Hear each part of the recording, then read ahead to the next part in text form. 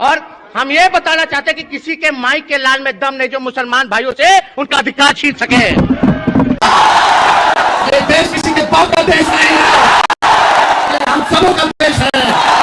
आप सब लोग, चाहे अब्दुल खान हो या भगत सिंह, सब लोगों ने शहादत दी।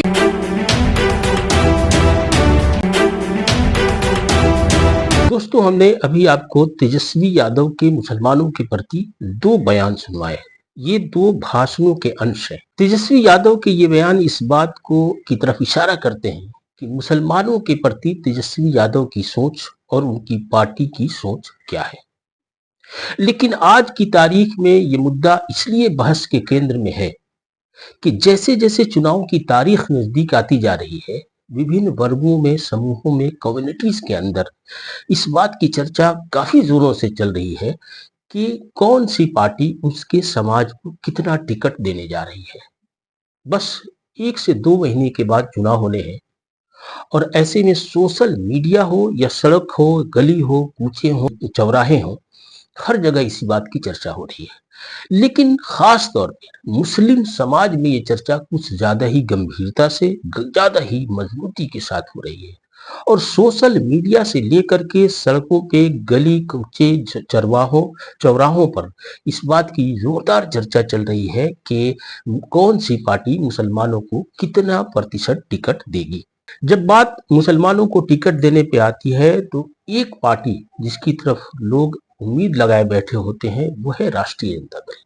राष्ट्रीय जनता दल इसलिए कि मुसलमानों का बड़े पैमाने पर वोट इस पार्टी को जाता है और इसलिए मुसलमान इस बात को अपना हक समझते हैं कि राष्ट्रीय जनता दल मुसलमानों को उनकी आबादी के अनुसार टिकट दे। अभी जो चर्चा चल रही है, कई लोग हमसे फोन करके ये बात पूछते हैं कि राष्ट्रीय जनता दल कितने मुसलमानों को टिकट देगा। तो इस आधार पर हमने पिछले 2-3 दिनों में ये जानने की कोशिश की कि हकीकत में राष्ट्रीय जनता दल इस बार जो टिकट बंटवारा करेगा वो कितने मुसलमानों को टिकट देगा। हमें जो जानकारी मिली है उस जानकारी के आधार पर इतना तो तय है कि राष्ट्रीय जनता दल ने ये मन बना लिया है कि न सिर्फ मुसलमानों को बल्कि मुसलमानों में जो पिछड़े तबके के लोग हैं, जो पसमानदा हैं, जो दबे कुचले लोग हैं, उनको भी नुमाइंदगी देने पर गंभीरता से विचार कर रहा है। अगर इस प्रकार आप 2023 के जातीय सर्वे की बात करें तो उससे जो आंकड़े उपलब्ध हैं उन आंकड़ों के अनुसार बिहार में 17.7% के आसपास मुसलमानों की आबादी है। इस तरह से मुसलमानों के खाते में अगर राष्ट्रीय जनता दल से आप उम्मीद करते हैं तो ये तय है कि राष्ट्रीय जनता दल 17 से 18% मुसलमानों को टिकट देगा। राष्ट्रीय जनता दल के जो रणनीतिकार हैं, जो खास तौर पे सामाजिक मुद्दों पे जो चिंतन और मनन करते हैं, उनसे अगर आप बातचीत करें तो इस बात का खुलासा साफ साफ होता है कि राष्ट्रीय जनता दल ने यह तय कर लिया है कि मुसलमानों को उनकी आबादी के अनुसार टिकट दिया जाएगा, जो कि पहले भी दिया जाता रहा है। आज हक की बात इरशादुल हक के साथ हम इस मुद्दे पे चर्चा करेंगे और ये बताने की कोशिश करेंगे कि इसके पहले जो टिकट बंटवारे किए गए, जो टिकट का जो वितरण किया गया, 2015 में क्या स्थिति थी, 2020 में राष्ट्रीय जनता दल ने कितने टिकट दिए और कितने लोगों की जीत हो सकी, और 2025 के चुनाव में टिकट बंटवारे में राष्ट्रीय जनता दल का स्टैंड क्या होगा।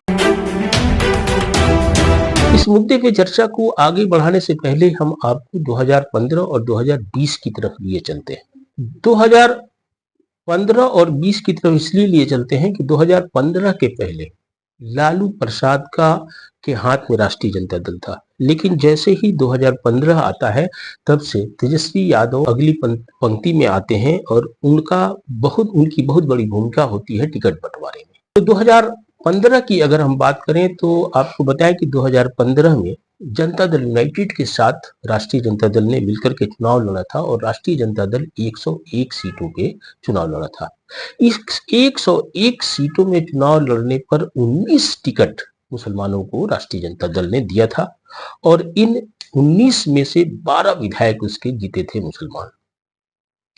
तो अगर आप जनसंख्या की अनुपात की बात करते हैं तो ये साफ साफ झलकता है कि 18.5% के आसपास राष्ट्रीय जनता दल ने मुसलमानों को टिकट दिया, जो बिहार में जो उनकी आबादी है उस आबादी के अनुरूप ही उसने टिकट दिया।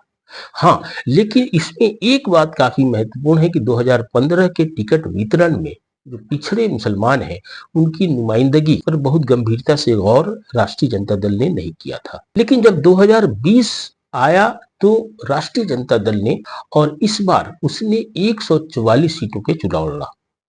144 सीटों के चुनाव लड़ते हुए राष्ट्रीय जनता दल ने 24 मुसलमानों को टिकट दिए, जिसमें से सिर्फ 8 मुसलमान प्रत्याशी उनके जीत सके, और इन 8 में से जो सक्सेस रेट है वो सक्सेस रेट कम से करीब 33% का हुआ। ये भी करीब 16.5 से 17.25 के आसपास है, जो मुसलमानों की आबादी के लगभग बराबर है या उससे कुछ कम आप कह सकते हैं। लेकिन 2020 में सक्सेस रेट कमजोर था, और इसकी वजह कुछ और नहीं बल्कि यह हो सकती है कि इस बार जनता दल यूनाइटेड के साथ मिलकर के राष्ट्रीय जनता दल ने चुनाव लड़ने के बजाय कांग्रेस और वाम दलों के साथ लड़ा।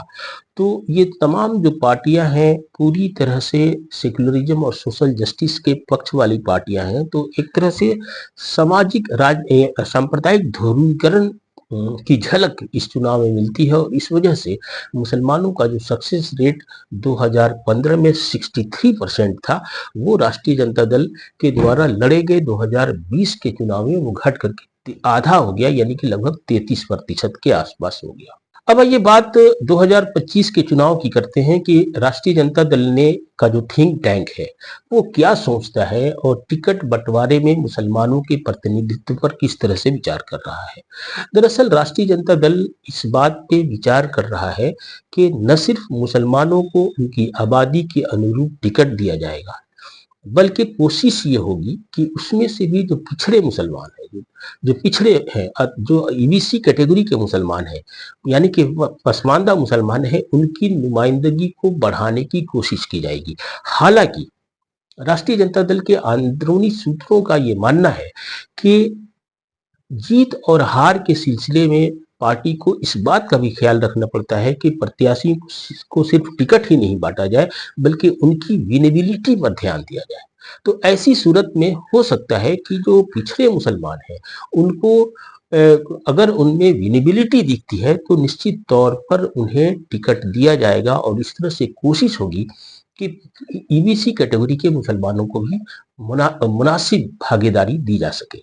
अब ये तेजस्वी यादव के उन 2 बयानों का, जिसे हमने आपको पहले सुनवाया था, उसका जिक्र फिर से करना यहाँ जरूरी इसलिए है कि मुसलमानों का एक बड़ा वर्ग यह सवाल उठाता है कि लालू प्रसाद यादव जिस तरह से खुलकर के मुसलमानों के हितों के पक्ष में खड़े हो जाते थे, तेजस्वी यादव उस तरह से नहीं होते। लेकिन हकीकत यह है कि जिस तरह से तेजस्वी यादव मुसलमानों की समस्याओं पर मुखर होते हैं, न सिर्फ मुखर होते हैं बल्कि बड़ी मजबूती से बात भी रखते हैं। नीतीश जी के बीजेपी के कोई विधायक हैं, उन्होंने कहा कि भाई मुसलमानों से जो है वोटिंग राइट ले लो। सब आप मतलब हद है, अद्भुत है। इस देश की आजादी में चाहे हिंदू हो, मुस्लिम हो, सिख है, ईसाई हो, सब लोगों ने कुर्बानी दी है। सब लोगों ने बलिदान दिया। हाँ, लेकिन आरएसएस वालों ने नहीं दिया। हम ये बताना चाहते हैं कि किसी के माई के लाल में दम नहीं जो मुसलमान भाइयों से उनका अधिकार छीन सके, किसी में हिम्मत नहीं। आपको याद होगा कि होली के समय में भारतीय जनता पार्टी का एक सांप्रदायिक विधायक हरिभूषण सिंह बुचौल ने सांप्रदायिक बयान दिया था, जिसके बाद तेजस्वी यादव ने कहा था कि यह राज यहाँ किसी के बाप का राज नहीं है। अगर मुसलमानों के ऊपर कुछ होता है तो 6 हिंदू 1 मुसलमान की रक्षा करने के लिए तैयार रहेंगे। इसी तरह वक्फ संशोधन कानून जब लाया गया तो सिर्फ राष्ट्रीय जनता दल बल्कि तेजस्वी यादव और लालू प्रसाद यादव एक साथ सड़क पर उतर गए थे, और जिसमें जोरदार तरीके से तेजस्वी यादव ने अपनी बात रखी थी और मुसलमानों की रक्षा के लिए, उनके हितों की रक्षा के लिए जोरदार तरीके से आवाज उठाने का वादा भी किया था। सब लोगों ने आजादी के लिए कुर्बानी देने का काम किया। ये देश किसी के बाप का देश नहीं है। इस पिछले 8-10 सालों में मुसलमानों में राजनीतिक चेतना कुछ दूसरे तरह से विकसित हुई है। मुसलमानों का एक वर्ग ऐसा है जो इस बात पे बड़ी मजबूती से अपना पक्ष रखता है कि मुसलमानों को सिर्फ वोट बैंक की तरह इस्तेमाल नहीं किया जा सकता है। दूसरी तरफ मुसलमानों का एक ऐसा वर्ग भी है जो असदुद्दीन ओवैसी में अपना लीडरशिप ढूंढता है और उसका मानना है कि मुसलमानों को असदुद्दीन ओवैसी के पक्ष में जाना चाहिए। और यही कारण है कि 2020 के चुनाव में आपने देखा कि असदुद्दीन ओवैसी की पार्टी AIMIM को 5 सीटों पर जीत मिल गई थी और अनेक सीटों पर सेकुलर पार्टियों को उसने नुकसान पहुंचाया था। तो इस तरह से अगर आप देखेंगे कि इंडिया गठबंधन में 243 सीटों पे जो चुनाव लड़ेगा उसमें 40 से 42 सीटें ऐसी हो सकती हैं जो मुसलमानों को दी जानी चाहिए।